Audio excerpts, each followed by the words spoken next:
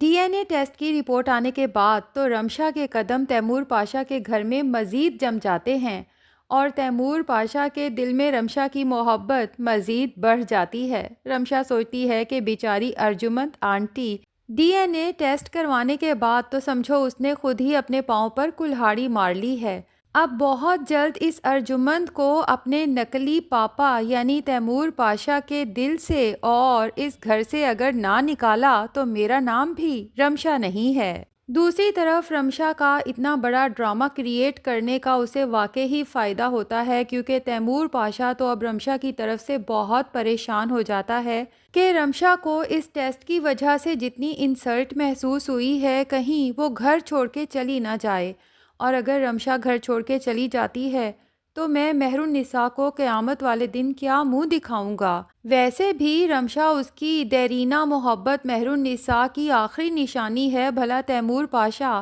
اپنی محبت کی آخری نشانی کو خود اپنے ہاتھوں سے کیسے گنوا سکتا ہے؟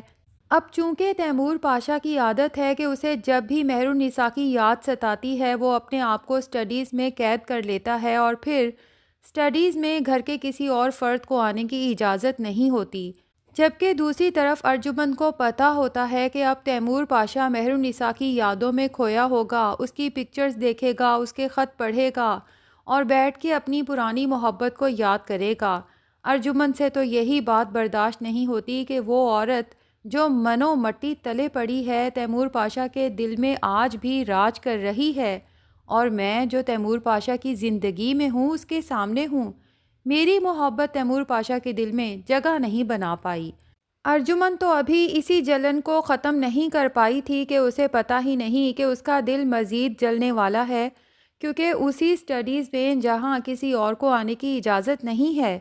تیمور پاشا اپنی میڈ سے کہتا ہے کہ رمشا بی بی سے کہو مجھے اسٹڈیز میں آ کے ملے۔ اب میڈ جب رمشا کو اسٹڈیز میں بھیجتی ہے تو ارجمند کے تو تن بدن میں آگ لگ جاتی ہے کہ تیمور پاشا یہ ہمارے ساتھ کیا کھیل کھیل رہا ہے۔ میں اتنے سالوں سے تیمور پاشا کی زندگی میں ہوں، لیکن تیمور پاشا نے کبھی مجھے اجازت نہیں دی کہ جب وہ اسٹڈیز میں ہو تو میں اندر قدم رکھ سکوں، اور اس کل کی آئی لڑکی کو خود اسٹڈیز میں بلوا رہا ہے۔ بہرحال رمشا جب اسٹڈیز میں جاتی ہے تو تیمور پاشا جو یہ سوچ سوچ کے ہلکان ہو رہا تھا کہ رمشا کہیں مجھے چھوڑ نہ جائے،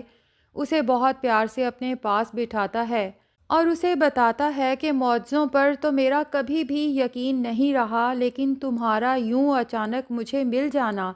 کسی معجزے سے کم نہیں ہے، کیونکہ مہر النساء کی ڈیتھ کے بعد میں تو یہی سوچ رہا تھا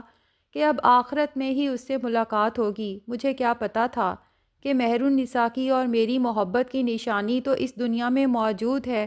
اور تمہاری شکل میں مجھے مل گئی، اور اس سے وعدہ لیتا ہے کہ کچھ بھی ہو جائے تم اس گھر سے کبھی نہیں جاؤ گی، کیونکہ تمہارا اس گھر پہ اتنا ہی حق ہے جتنا علیزے کا۔ میرا جو کچھ بھی ہے تم دونوں کا ہی ہے۔ تیمور پاشا نے چونکہ رمشا کا بینک اکاؤنٹ بھی کھلوا دیا ہے اور اس میں اتنا پیسہ ڈال دیا ہے کہ رمشا کی سوچ سے بھی بڑھ کر ہے۔ رمشا سوچتی ہے کہ اگر میں پوری زندگی بھی محنت کرتی تو اس کا 1% بھی کما نہیں سکتی تھی۔ اب وہ رابعہ کے پاس جاتی ہے، اسے ساری صورتحال بتا کے مزے لیتی ہے اور بہت بڑی رقم رابعہ کے ہاتھ پہ رکھ دیتی ہے۔ اب رابعہ جب کھلا خرچہ کرتی ہے، گھر کا راشن وغیرہ لاتی ہے، تو سجل سوچتی ہے کہ میں نے تو ابھی امی کو اپنی سیلری ہی نہیں دی،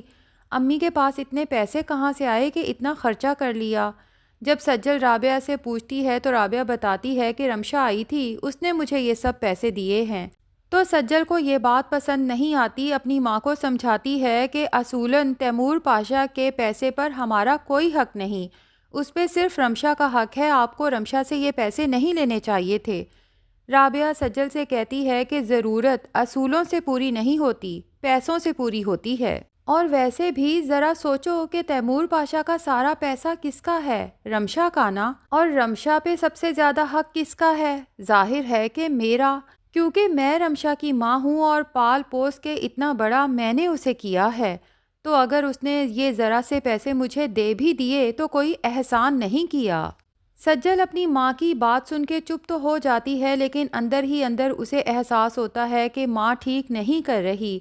اب ظاہر ہے کہ اس کے پاس کوئی اور تو ہے نہیں جس سے اپنا دکھ سکھ شیئر کر سکے، تو اپنے دادا جی کی پکچر لے کے ان کے کمرے میں بیٹھ جاتی ہے اور بتاتی ہے کہ دادا جی، آپ کے جانے کے بعد تو سب کچھ اتنا بدل گیا ہے کہ میں خود کو بہت بے بس محسوس کرنے لگی ہوں۔ دوسری طرف جب سے ارجمند نے ڈی این اے ٹیسٹ کروایا ہے اس دن سے تیمور پاشا تو اس سے بات تک کرنا پسند نہیں کرتا، حتیٰ کہ اس نے ارجمند کو یہ تڑی تک لگا دی ہے کہ اگر اس نے رمشا کو دوبارہ کوئی تکلیف پہنچانے کی کوشش کی تو تیمور پاشا اسے اس رشتے سے ہی آزاد کر دے گا۔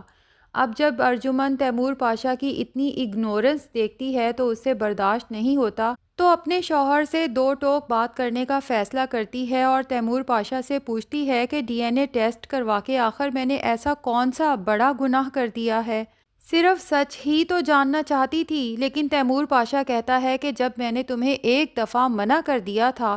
تو مجھے بہت افسوس ہوا کہ تم نے میرے منع کرنے کے باوجود بھی اپنی ضد پوری کی۔ اس سے تو صاف ظاہر ہوتا ہے کہ تمہاری نظر میں میری کسی بات کی کوئی ویلیو نہیں۔ تو ارجمند تیمور پاشا سے کہتی ہے کہ ویلیو تو میری بھی کوئی نہیں رہی۔ اپنے سوشل سرکل میں جہاں میں سر فخر سے بلند کر کے چلتی تھی تیمور پاشا کی وائف ہونے کے ناطے، آج انہی لوگوں سے شرمندہ ہوتی ہوں، چھپتی پھرتی ہوں، نگاہیں جھکا کے ملتی ہوں۔ لیکن تیمور پاشا ارجمند کو صاف سنا دیتا ہے کہ میں رمشا کو اس گھر سے نہ تو کبھی جانے دوں گا اور نہ ہی یہ برداشت کروں گا کہ کوئی میری بیٹی کو تکلیف دے۔ تکلیف دینے والے کو ضرور اپنی زندگی سے نکال سکتا ہوں۔ اب تیمور پاشا تو یہ کہہ کے اپنے آفس چلا جاتا ہے، لیکن پیچھے ارجمند خود کو بہت بے بس محسوس کرتی ہے، غصہ بھی بہت ہوتا ہے، اس لیے رونا شروع کر دیتی ہے۔ تو سالار سے اپنی آنٹی کا یہ رونا دیکھا نہیں جاتا۔ وہ تیمور پاشا سے دو ٹوک بات کرنے کا فیصلہ کر لیتا ہے، ان کے آفس جاتا ہے اور سمجھانے کی کوشش کرتا ہے کہ آپ کو آنٹی کی سچویشن کو سمجھنے کی کوشش کرنی چاہیے۔ کوئی بھی عورت اپنے شوہر کی دوسری بیوی یا اس کی اولاد کو اتنے آرام سے ایکسیپٹ نہیں کر سکتی، اور پھر شادی کے 25 سال بعد یوں اچانک کوئی لڑکی آ کے سامنے کھڑی ہو جائے کہ میں تیمور پاشا کی اولاد ہوں، تو آنٹی پریشان تو ہوں گی نا کہ پتہ نہیں یہ لڑکی کون ہے۔ تیمور پاشا تو سالار کی یہ بات سن کے غصے میں آ جاتا ہے اور اسے کہتا ہے کہ وہ لڑکی کوئی ایری گیری نہیں بلکہ تیمور پاشا کی اولاد ہے۔ تو سالار ارجمند اور علیزے کو سمجھانے کی کوشش کرتا ہے کہ اگر گھر کا ماحول بہتر رکھنا چاہتے ہیں اور یہ نہیں چاہتے کہ دوبارہ انکل کو آپ لوگوں پہ غصہ آئے تو بہتر یہی ہے کہ رمشا کو ستانا اور اسے اس گھر سے نکالنے کی سازشیں کرنا چھوڑ دیں۔ جبکہ دوسری طرف رمشا کی نظر اب چونکہ سالار پہ ہے،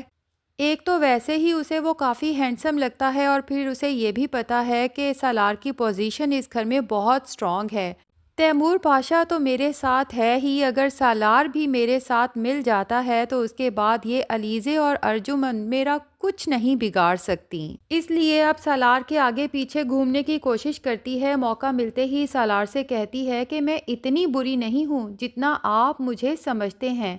کسی بھی انسان کو پرکھنے کے لیے اسے کچھ وقت دینا چاہیے۔ لیکن ناظرین، رمشا جو یہ سوچ رہی ہے کہ وہ یہ گیم بڑی ترتیب سے اور بڑی چالاکی سے کھیل رہی ہے اور یہاں اسے مات نہیں ہو سکتی، بہت جلد اسے منہ کی کھانی پڑے گی، کیونکہ اس کا ایکس بوائے فرینڈ احمد اچانک اس کے سامنے آ جاتا ہے اور یہ دیکھ کر حیران رہ جاتا ہے کہ رمشا کے تو حالات ہی بدل چکے ہیں۔ ویسے بھی رمشا نے احمد کے ساتھ بھی تو بہت برا کیا تھا، جس کا بدلہ احمد اب رمشا سے لے گا۔ تو دیکھنا یہ ہے کہ رمشا احمد سے کیسے جان چھڑاتی ہے، اور دیکھتے ہیں کہ سالار کے دل میں رمشا اپنی جگہ بنا پاتی ہے یا نہیں، کیونکہ لگتا یہی ہے کہ سالار کے دل میں ایٹ دا اینڈ سجل ہی اپنی جگہ بنائے گی اور بیچاری رمشا خالی ہاتھ رہ جائے گی۔ تو ناظرین، آپ کو اس ڈرامے میں سب سے زیادہ غصہ کس پہ آتا ہے، رمشا پہ، ارجمند پہ یا علیزے پہ؟ کمنٹ سیکشن میں اپنی رائے کا اظہار ضرور کریں، اور اگر ہمارے چینل پہ نئے ہیں تو پلیز چینل کو بھی سبسکرائب کر لیں۔